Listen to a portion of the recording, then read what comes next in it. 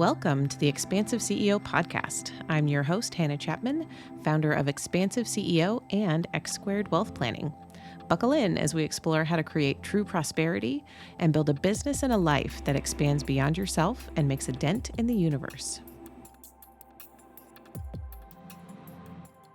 Welcome, everyone, to this episode of the Expansive CEO podcast. I'm your host, Hannah Chapman, and today is another fireside chat with my executive assistant, Svetlana Lane, who comes on and gets to ask me all kinds of questions that we get from other people, questions that she has, right, which is super helpful too, and just allows me to have someone to talk to about this stuff rather than, just talking to myself, which I do sometimes, but it's so much more fun to be done in conversation. So today we're going to talk more specifically about human design.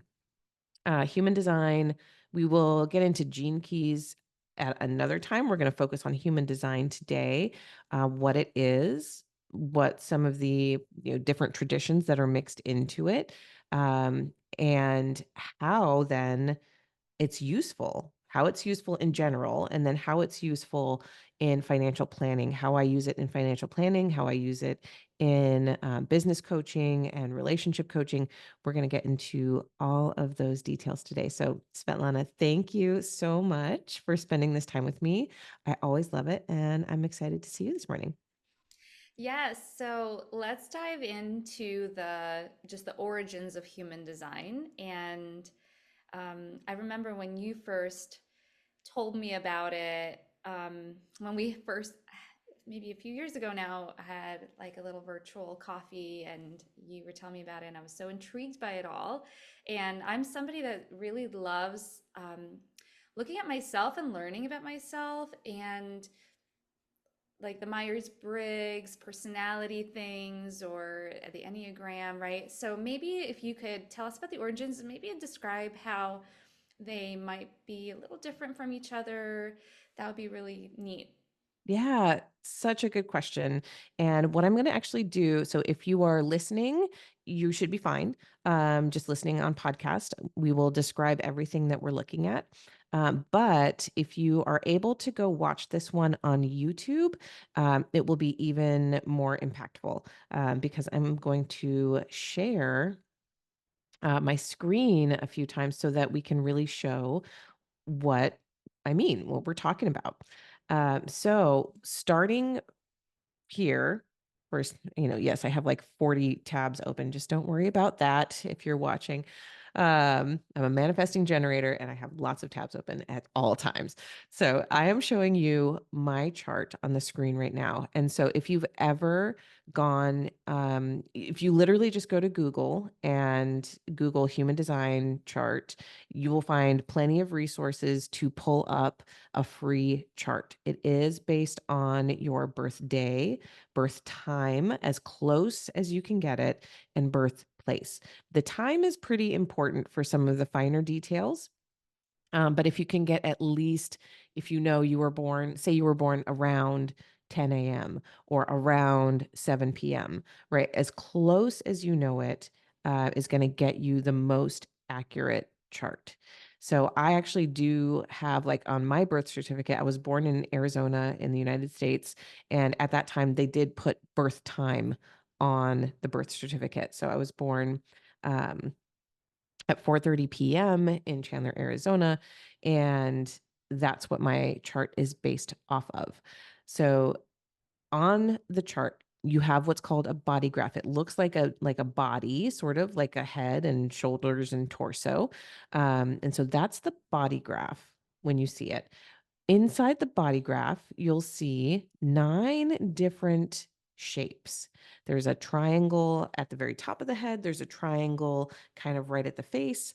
There's a square at the throat. Then there's a diamond, or some charts it's a heart, kind of right in the center of the chest. Then below that, we have a square. And then at the very bottom, there's another square. Then on the sides, we have a triangle on the left, a triangle on the right, and a triangle kind of right on you know, the middle right of the chart as well. So there are 9 centers total, and we call them centers. Then on the left and right side of the chart, there are all of these numbers. So there are astrological signs and numbers. On my chart, on my screen that we're looking at right now, the left side is in red and the right side is in black. Beyond that, what else is here? You'll see around the head, there are some arrows. Not every chart has this, but the ones that I use do. There are some arrows that either point left or right, and then some, a triangle and circle under each of those little numbers. So that's a quick overview of what the chart looks like. So what are all of these components then? What are we actually looking at on this body graph? Those 9 centers map over to the Hindu chakra system. And that's one basis. Human design is actually like a synthesis or an amalgamation of several different mystical traditions that date back thousands and thousands of years. Okay, so one of them being the chakra system. So when I talked about the centers, from the triangle at the very top to the square down at the very bottom, that is our root chakra down at the very bottom, sacral chakra above that. Our solar plexus chakra is the 3 triangles on the chart, maps over to the solar plexus. We've got the heart chakra, the throat chakra, the third eye, and then the crown. So that's exactly what you're seeing are the chakras, where they are in the body. Within that, you'll notice there's a ton of numbers. There are numbers 1 through 64. And each chakra has a certain set of numbers within it. Looking at the chart that I have right in front of me, we'll say the crown, the very top, the top of your head, your top chakra, that has the numbers 64, 61, and 63 inside of that. Going down to the third eye chakra, or ajna, it's got 47, 24, the number 4, the number 17, the number 43, the number 11. So we've got all these numbers inside these different little centers. Okay. It looks crazy. I will just tell you that. It's a lot. And that's what I hear people say when they first see this chart. They're like, that's a lot. That's a lot of stuff going on. Yep, it is. It is. I acknowledge that. And that's part of the work is digesting what you can take in at any given time. So that's okay. It's okay if it's a lot. You can just take the little bites. So in this overview, at least, right, we're talking about, okay, we've got the chakra system, then we've got these numbers. What are the numbers? The numbers are tied to the Chinese I Ching, the Tao Te Ching. So in the Chinese I Ching, there are 64 hexagrams. Each of them has a certain meaning and a certain flow, a certain part of life that it represents. So each number literally maps over to the I Ching. So if you look up the 10th hexagram in the I Ching, that's what the number 10 means on your human design chart.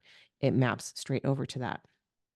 And so on our left and right columns as well, where you see a whole list of numbers, on my chart, for example, on the left side, it said the very top box is 8.2. That's talking about the 8th hexagram. The next one down is 14.2. It's talking about the 14th hexagram. And then it maps over to the chart itself. The 0.2s are there, 0.2, 0.1, 0.6, where you see that, the different number 0.1 through 6. We won't talk about that at this moment. That's getting a little bit too deep dive. So the third piece rather, so we've got the chakra system, we've got the I Ching. The next piece that you'll see is that on every number in the chart that is activated, there is a line coming off of it. And if you have, so I have the number 16 activated on my chart. It's off the throat chakra. So I have a line coming off the 16. But if you look at some of these other ones, let's say the 20 on my throat, I also have a line coming off the 20, and then I have a line coming off the 34 in my sacral chakra, and those meet. So the throat chakra and the sacral chakra meet, and they create a full channel. So when we have two gates that make a full channel, that creates the activation in our chart. When I am looking at this and saying, okay, so what are all these lines then? And I see a lot of lines on my chart. That is actually tied to the Kabbalah tree of life. So the tree of life is also mapped over to, these different centers, and then the connections that come in between the centers and what they mean. I will be honest that I have not studied Kabbalah or the tree of life on its own as much as I've studied the other systems on their own. So I'm less familiar with that aspect as a standalone piece, but I understand it very well within human design. But if you have studied Kabbalah and you've studied the tree of life, then that will make sense to you with how the centers connect to each other. The final piece, and it's actually one of the like most important pieces really, is that it's also tied to astrology, specifically Western astrology, in rather than Vedic astrology. I want to make that distinction there. So again, on the left and right sides in our big list of numbers, you see symbols, and those symbols are planets. Planets or other astrological signs. So we've got the sun at the very top. We've got the earth coming next. We've got our north node and our south node after that. We've got the moon. And then we've got Mercury, Venus, Mars, Jupiter, Saturn, Uranus, Neptune, and Pluto. So that's everything, right? We've got all of our main planets plus our moon, north and south nodes, and the earth and the sun. The astrological piece is really, really important, and also really ties in heavily to human design itself. So as the overarching synthesis, again, we've got the chakra system, the Chinese I Ching, the Kabbalah tree of life, and astrology, all coming together to form this one system of understanding yourself. And the way that it describes what I found for me, the way that it described me to me was mind blowing. Just absolutely, I could not believe what I was reading when I first was like going through my own information and learning for myself. Can I ask you how you got into human design just personally? Yes, absolutely. So you mentioned Enneagram at the top of, our conversation, and I really liked the Enneagram. One of my business coach at the time recommended it. It was like a $12 quiz thing. She's like, you can go there, do the quiz, and here's the book that you can get with it. And so I did all that. I got the book. I liked it. It made like but I also was like not quite connecting with it because I had to answer questions. Myers-Briggs is kind of the same, right? You have to answer a lot of questions like what would you do if, or how do you, so it's like building this personality system based on finding out what you naturally want to do um versus what you naturally do, if you want to put it that way. And so there was like this little I liked it, but there was a disconnect as well. I was listening to a podcast actually. It was just random. It was someone that I hadn't listened to her podcast before, but I was like, whatever reason, that particular episode was like, ooh, like that looks interesting to me. I'll listen to it. So I'm working and just have it on my computer. I'm listening, and her guest is talking about the Enneagram, and the host is asking about it, and what's your Enneagram number? She's like, I like the Enneagram. Some of it resonated with me, but it didn't. There were things that weren't quite resonating. And when I discovered human design, I was suddenly like, oh, this is me. This is it. And so it was at that same, like literally at that point, I was at that exact same thing. Like, okay, I get it, but it's something's not quite fitting with Enneagram. And what's this human design thing? Like, I could research that, and as soon as I pulled it up, as soon as I did the chart, as soon as I got the report that shows more of, like, explains it more, I was down the rabbit hole. Like, it was like, full send. I went, couldn't pull myself out of it if I wanted to at that point. Like the research, my research bug of like, I need to know more about this just took over. And so that was early. That was like early 2021, maybe like March or so. So it's been at least 3.5 years at this Mhm. point. So the personality tests that we take online, like the Enneagram, Myers-Briggs, they're based on a set of questions that you kind of have to describe your behavior, Hmm. right? More or less. But this is based literally on nothing but your birth date and your year and time and place. So I was curious if you can explain why is it just based on those, and like what how does it pull all this information from your birth time, place, etc.? Oh my gosh. So that's such a good question. And I would say that's if anyone is feeling skeptical, that's always the thing. So my husband is a self-professed skeptic. And when I first shared this with him, he was like, but why? Why? He has skepticism about astrology because, yeah, it's based on your birth date, birth time, birthplace. Like, why does that matter?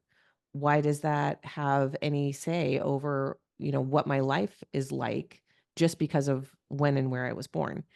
And I honestly don't have like a great explanation for that myself, other than it's more about how resonant all of these pieces are for me and for others, right? It's almost like I don't have to, I feel like I don't have to understand all the mechanics of it Mm-hmm. to feel like I feel seen and understood and understand myself better based on the information that I get from Yeah. the astrological data. And the other aspect of that, being like, we've been studying this as humans for literally thousands of years.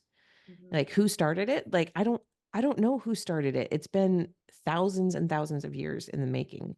And astrology has grown and shifted and changed over time. Um, Carl Jung, in the 1900s, he really he believed in astrology and advocated for taking a more scientific approach to it, so that people who are skeptical can see, like, it has merit as a system, even if you don't understand why, where you are in relation to the sun, why that matters for, how Mm-hmm. you will experience life, where you are in relation to the sun when you're born, and then, you know, elsewhere. But it does. I mean, that's the lived experience that I've had with it. And knowing, there's a piece for me that, humans have always tried to make sense of their situations and their surroundings. Um, and this is one way, again, that for thousands of years, people have been able to make some sense out of things that can feel and can be very chaotic. So that's, I don't want to ignore that, or, if someone's skeptical of it, like, that's okay. I'm not trying to convince you of anything. You can be all the skeptical you want. And if there's anything in it that feels like, oh, that actually feels really helpful to me, take that piece and let the Mm-hmm. rest of it go. Yeah, because it can still serve you. My initial thought of it was, well, maybe it's because there's all these different, everything has energy. And so there's just a different blend of energies at different times and years and night and day and geolocation. And so just the energy that maybe you were even like birthed into, I bet really kind of had an impact on.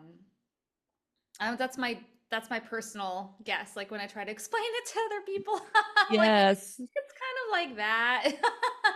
Because we talk about like we've done other podcasts with Marisol, and she was talking about like the age of Aquarius coming in, right? That's a different kind of energy, right? Versus is it Taurus? Taurus. Yep. Yeah. Or Yeah. Capricorn. We were leaving Oh, okay. Capricorn, moving. Pluto was leaving Capricorn and moving into Aquarius. Yeah, so Um, just interesting how those even affect like hu ages, years of yeah. in the making when those come into the sky. So I feel like maybe that, right, would probably have some play into the chart, right? Like what's in the sky when you're born and all sorts of like those ideas. Yeah, absolutely. And another thing that my husband asked that was really good, and other people have asked as well, is like, okay, well, but so you're saying if I was born at exactly the same time as someone else in my same city, we would have the same chart? Yes. The answer is yes. And there are so many things in our epigenetics, in our environment that we're raised in, that influence how all of our traits show up. Yeah. So, Svetlana, like if you and I we were not, because I'm going to show your chart here in a second too. We were not born at the same time and place. But if we had been, right, our lived experiences. So in the hospital, if we're both born in the same hospital, same exact time, say it's 10:34 p.m. exactly, we would have the same birth chart.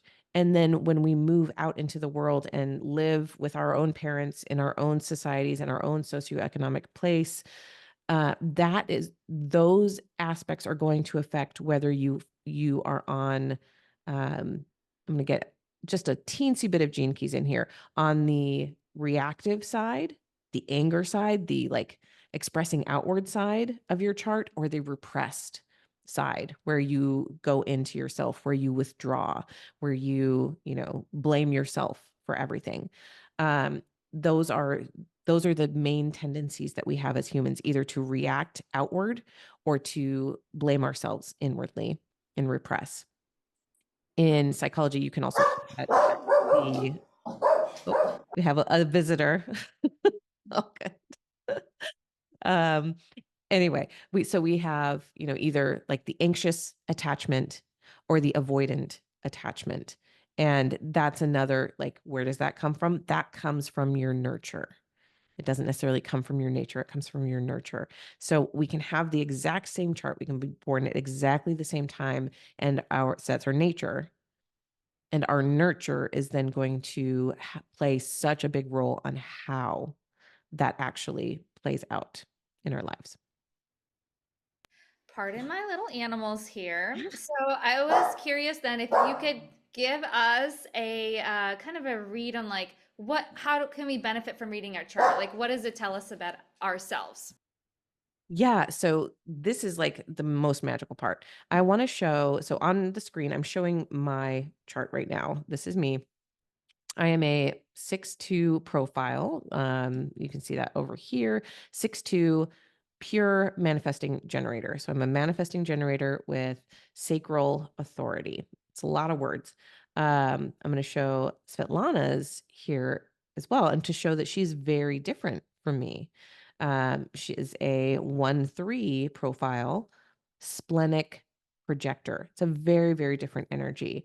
And so, she has different centers lit up, a couple that are the same, but then, a lot of different centers lit up from me. And one of the things that I wanted to share about that is that with human design, it's a very visual representation of how unique we are, how different we are from each other. And that, what works for me as a manifesting generator does not necessarily work for Svetlana as a projector. And I have a lot of energy to do a ton of things, and to be a builder. Generators are here to be builders of this world. Projectors, on the other hand, can see generators and be like, I'm supposed to be able to keep up with them. I'm supposed to be able to do all that stuff. I'm supposed to be able to hustle and grind. Note, I am not telling generators that you're supposed to hustle and grind. That's not what I'm saying here. But the appearance of it, it can look like you're hustling. It can look like you're doing a lot because you have the capacity to do a lot. Where projectors, in particular. Another type is a manifester, and the other type beyond that is a reflector. Projectors, manifestors, reflectors are not here to do all the doing. They're not here to, be the ones that are building the house, for example. Projectors are here to be the ones guiding the building. They're the ones that are here to say, oh, you know what, I see this can work a lot better if we have this team over here working on this aspect and this team over here working on that aspect. It's going to come together really smoothly. Projectors are here to guide all of the work that's being done. And that's not to say that you are not here to physically do things. You do have your root center defined, which is a powerful motor. So you have the capacity to do, but it just needs to be in alignment with what excites you, with what feels like what's true for you. Then you can put your energy into that place. And so when I started, gosh, how do I use this in financial planning? So I started really exploring it for myself first, and diving in, like learning all about me. And then I wanted to understand my husband. So I pulled his chart and like saw things about us, him, that I was like, oh my gosh, this makes so much sense. And then us together, like I'm this way, he's that way. What does that mean? Like, oh my God, this is mind blowing to me. Like, how can we know and love each other better? That was one of my big questions. And then I have 3 children. So I learned about all 3 of them. Like, oh my, like again, mind blown about this is who my child is. And this is amazing and beautiful. And I can support them in the ways that they need specifically, rather than saying, I'm the parent, here's me as a parent, you will bend to me. It also doesn't mean that I'm like being a different person for everyone, but anyone who grew up in a household with more than one child, and if you talk to your siblings, like we all had different experiences of our parents, whether you're trying to or not. Like all of your kids are going to have different experiences of you as a parent. And so realizing that, like, okay, here's me, here's my energy that I'm putting into this situation. How can I support my kids to bring their best selves, be their most authentic selves in their, expression as well. Um, so from that was like most of my first year of studying human design was just like, oh my gosh, taking it all in for me and my family. And then I got really interested to know, like, well, if it applies for me and my kids and my husband, what does it look like in connection with my friends and my clients? And so one of my clients in particular, we started, it was my friend who I started a networking group with, actually. I pulled our connection chart right away and I was like, holy cow, we connect in so many ways. We lit each other's charts up. So where I had a gate that was like half, she would have the other half. And I have never experienced like so many connections, electromagnetic connections with anyone else in my life and all the charts that I've pulled. Um, and so she didn't know a lot about human design at the moment, but was like, ooh, this is really interesting to me. And so from that point, I started to like slowly, like with clients who I felt safe with, clients who I didn't think would be like, you are crazy woo-woo bananas. I cannot work with you anymore. Right. That was my fear. I was afraid because I'm in this financial space that is so logical. So like masculine, male dominated, like be logical, be practical, be pragmatic. Like intuition doesn't necessarily, it doesn't necessarily go with the logical place, even though I don't believe that that's true, but that's the societal thought, right? So I was nervous. I was nervous about sharing it. So I just shared it like little bits with the people who were like, when I would mention it, they're like, oh yeah, let's talk about that. What does that mean? Let's find out more. And so where I started really for people who weren't familiar with human design at all, was talking about your decision-making authority. And so for me, I'm sacral, and my decision making authority is really in my gut. My gut tells me yes or no. And it really is like hell yes or hell no. Right? If something is a like yes for me, feel it literally, that gut. I feel it in my gut. That's the best way I can describe it. And it feels like I want to move forward. It's like I can't wait to get started. If something is a no, I feel that in my whole body too. And I like physically like am repelled by it. And it's like, no, no, that feels bad. That feels bad in my gut. I can't do that thing. Um, and so, using that, being really in tune with that, how do I honor that feeling? Right. And it's so, how do I honor it when I feel so excited about something? And then I have to like, okay, now I have to figure out how to implement this thing. I know it's a yes. I know this is my next step. I know this feels really, really right for me. Now we need to bring in the beautiful brain and the logic and the ordering and all those other pieces. But it comes from the like that gut knowing first. That's not everyone's authority though. That's my authority.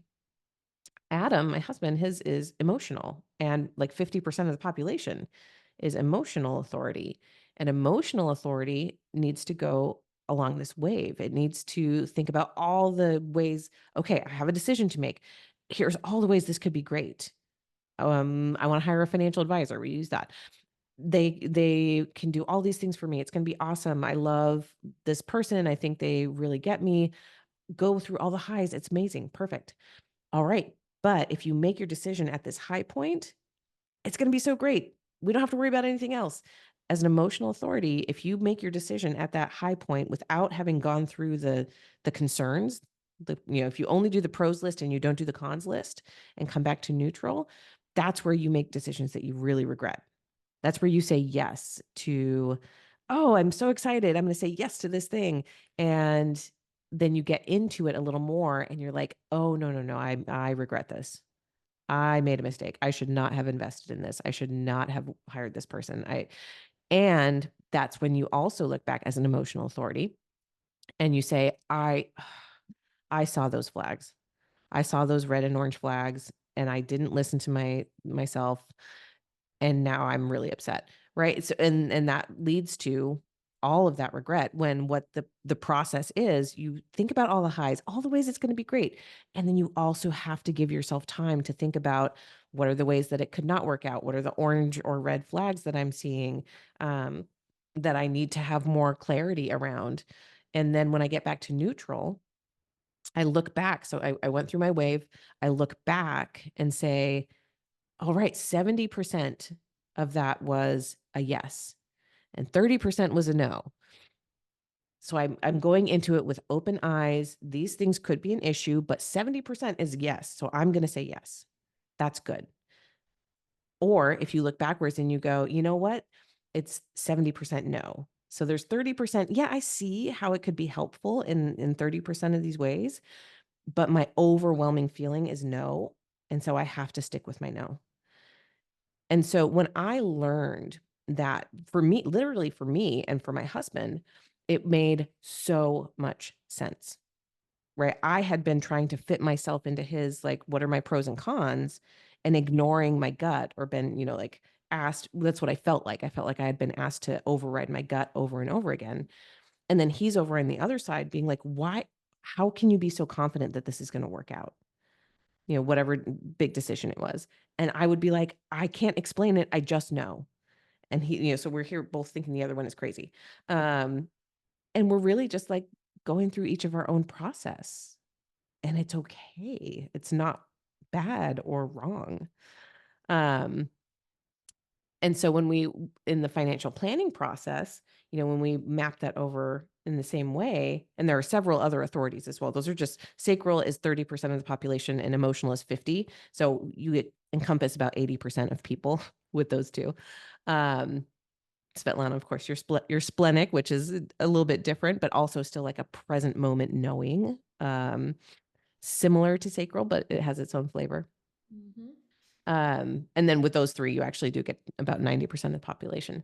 Um, but just that information for people is so impactful when we're talking about financial decisions, when we're talking about what do we want to invest in next? How do you want to build your business? What are things that are coming up for you that are important? If I can help them tap into their decision-making authority, things are so much better across the board. And we see it unfold over time. Um, you practice it, right? It's practice, practice, practice, and you see how it unfolds over time. So your authority is a huge aspect of what I work with my clients on in X squared when we are, doing financial decisions. I also bring in, um, well, I'll pause there. Do you have any thoughts or questions first? No, that's great. I love how you went into that, and just so people can see how that translates into your other business with the financial planning. So that's wonderful. Yeah.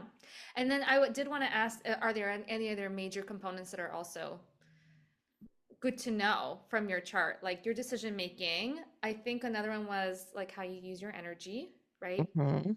Maybe some other quick ones that we can kind of give our listeners. Yeah. So the other aspects that are so important is your energy type or your aura type. So again, I'm a manifesting generator. It's a generator type. So there are generators. We are here. We have a very warm, enveloping aura, and the aura, in scientific terms, is literally the electromagnetic field around our body. So we know science-based, at this point, that we are conductors. Our bodies are conductors of electricity. We can turn on a light bulb, right? Like with your skin, with your hand. That is the electrical field that surrounds our body. And so this, talking about our different aura types, the generator aura is bigger. It is welcoming, enveloping, magnetic, right? People want to be in that generator aura. And so that's a big thing that we need to understand as generators, is that people will feel the amount of energy that we have and that we bring, and will ask us to do things a lot. And what we need to start to learn how to do is let our yes be yes and let our no be no. So we need to tap into whatever your authority is as a generator, either sacral or emotional. And you need to tap into that authority and feel, is this a yes for me? Do I want to put my energy into this thing? Then yes, move it forward. If I feel a no, you have to be, really sensitive to letting, like, my energy is so powerful when I'm in my yes. And it is not as powerful, and it depletes me and overwhelms me and overworks me when I am doing something that I constantly feel, no, I don't want to do this. I don't want to do this. I don't want to do this. That is actually going to skid you into burnout faster than anything else. So understanding that for a projector like you, Svetlana, projector's aura is penetrating. Instead of being like this warm, kind of like fuzzy edged, big thing, projectors' auras are more directed. It's like they come to a point and they project into people. So you see into people in a way that other energy types don't. Projectors are about 20% of the population. Generators are about 70% of the population. So projectors are special in that way. You're a smaller percent of the population. And if you are not invited, so you have a penetrating aura, and that can be unsettling for people. So if you go in and you just start, you notice something about someone and you start talking about it, they're going to feel like, I didn't ask you to see me like that. Like, no, like I reject that from you. Like, I don't want to, you're going to get shut down over and over again. And so for a projector, the thing that, like, the wound that a lot of projectors carry is this rejection, not being invited into the group because your energy is very intense in that way. And so I actually have a lot of projectors come into my field because I know how to make the invitation. I know how to make you feel welcome and let you know that you're safe. And I want to hear from you, and I want to, have you share what's important to you. Um, and that's what a projector needs. It needs to be you need that invitation to be, seen for all of who you are. And then also for another person, that's where the guide comes in. Why you make such a good guide in so many ways is because you can see something in others that they can't necessarily see in themselves, and you can help them, shape how they want to act and react to things. The next biggest percentage, which is pretty small, are manifestors. They're only 9% of the population. And manifestors have a closed aura. So where generators have this warm, fuzzy, open aura, manifestors have a closed, close aura. It's repelling. It repels others. And that sounds harsh. And yet it's because manifestors are here to initiate new things into the world. They're here to have inspiration, to be like, oh, this thing is going to change the world, or change my company, or like, this is the way that's going to, like, we're going to make a big shift. We're going to be able to do things better. That's manifestors. They're here to initiate change. And they need that strength, that like strong aura around them to like, um it's like be the tip of the spear, like pushing things through, right? So they're like, I know what needs to be done, we're going to move ahead. And what they are here to also do is to inform the projectors, inform the generators. Here's the thing that's new, that's exciting, that I'm so pumped about. I need help. They're not here to do. I need help from my projectors to help guide the process. I need help from my generators to do the doing, to do the building, right? It's like almost the architect of the house. The manifestor is like, this is going to be an amazing building. Here's the inspiration. Here's how it's going to happen. Here's how we're getting funding, right? I'm so excited. But they're not the ones that are supposed to manage the team and do the building, right? That's the projectors and the generators. Last and finally is reflectors, and reflectors have a wide open aura. They reflect everything. They actually, if you look at their centers, like the map that we looked at, the body graph, all of their centers are open. They don't have any filled in centers, no color in their centers. They are such beautiful reflections. So they can reflect back whatever someone else is giving them. They are here to be a mirror. They are only 1% of the population. They're very small, but they're here to be a mirror for others.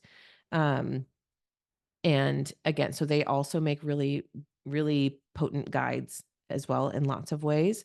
And they're very, very intuitive, they receive a lot from other people and reflect it back. And so understanding your type, understanding how your energy works, again, it can, for my clients who tend to be business owners, it's like suddenly it's like I've given you a permission slip to be you, to work with the way your energy works. And like, I've always been this way, and I always thought it was wrong because I thought I was supposed to be like a generator, right? Manifestors, projectors, reflectors. It's like everyone, our world is built by generators. And so it's like, I'm supposed to be like you, and it's not correct. It's not how you work. And so understanding that about yourself is so, so powerful.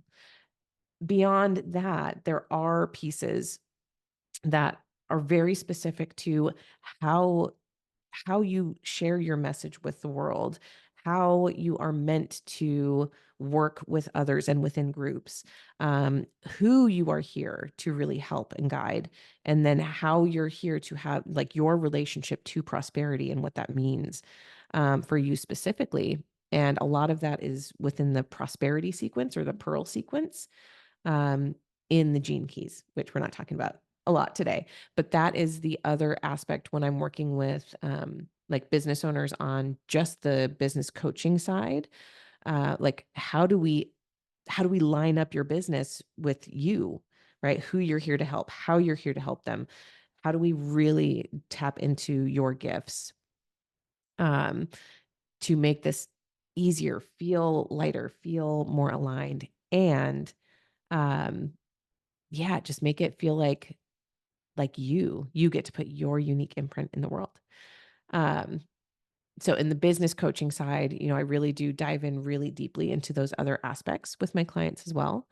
And then on the relationship side, understanding and seeing your partner, whether that's business partner, romantic partner, spouse, mm, parent child, right? Like this idea of partnership requires, I think, going forward, we're shifting how we are being in relationship to one another. And the more that we can honor, I see you for all of who you are, and it's beautiful. Here's all of who I am. And how can we like bring our gifts together, and how can we give grace to one another and see where we're different and have that be okay too, right? So the relationship aspect of it is really really beautiful and important as well. Yeah, it sounds like what you just said is you learn how to really hold space for others because you learn how to hold space for yourself. Oh, You know, yes. yeah. Mhm. And especially in those relationships, you're like, oh, I'm learning so much new about myself. And staying curious, helps with having more open relationship. Yeah, like more free and giving. Absolutely. That's beautiful. Yeah, I love that. Just the way that you put that. I mean, I say that pretty often, right? Yeah, the more that you can see you Mhm. and notice your beauty and your uniqueness, uh, it really does, for almost I haven't worked with someone where this hasn't been the case, where when you learn more about who you are, you get to it feels like a privilege to get to know others as well. I have never ever seen it work the other way where people get to know more about themselves and become more self-centered. I've Absolutely. I've only seen it work the other direction. When someone is earnestly wanting to know themselves better, they learn how to let other people be who they are as well. Hmm.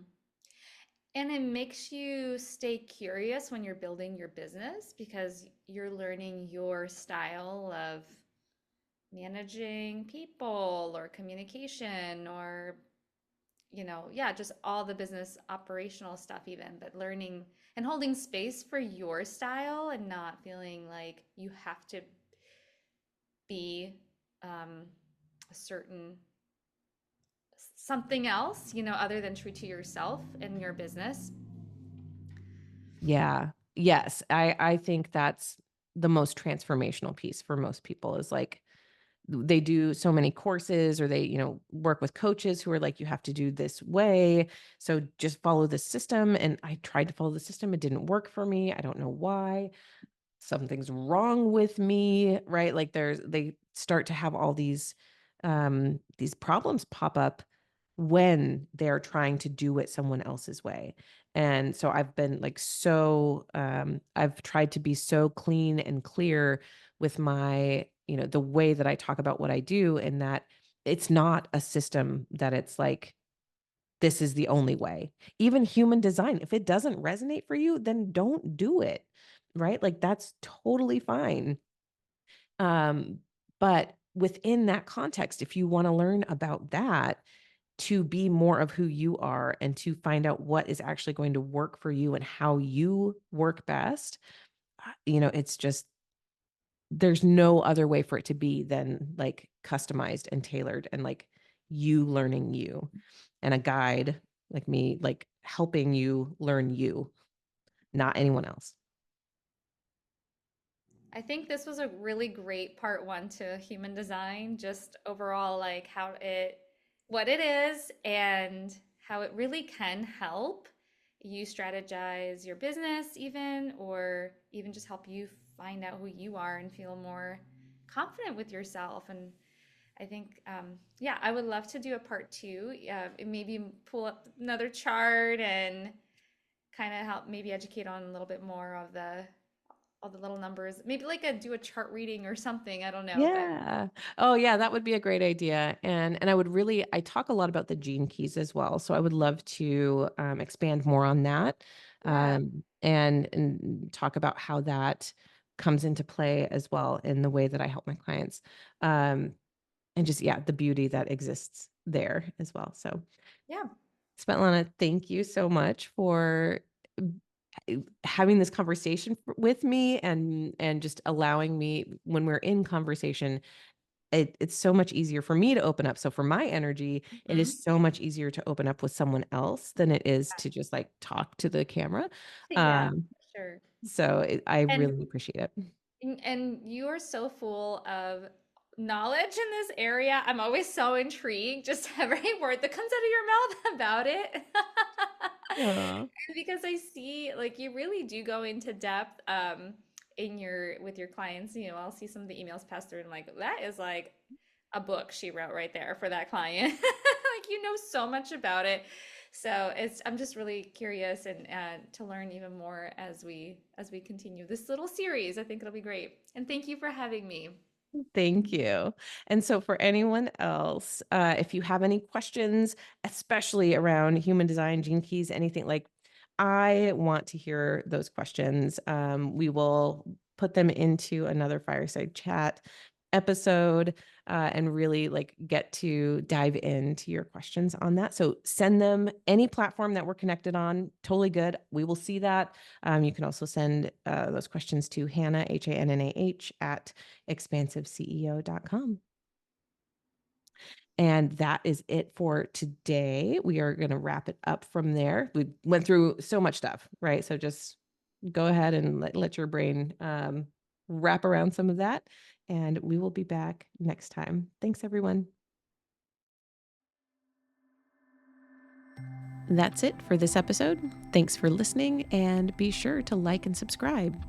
And again, if anything resonated with you from this episode, I would love to hear from you. Email me at Hannah, HANNAH, at expansiveceo.com, and tell me about it. And if you're ready for your greatest expansion, you can find ways to work with me at expansiveceo.com and at x2wealthplanning.com. That's X, the numeral 2, wealthplanning.com. So until next time, remember that there is enough, you are enough, and your birthright in this lifetime is to be expansive.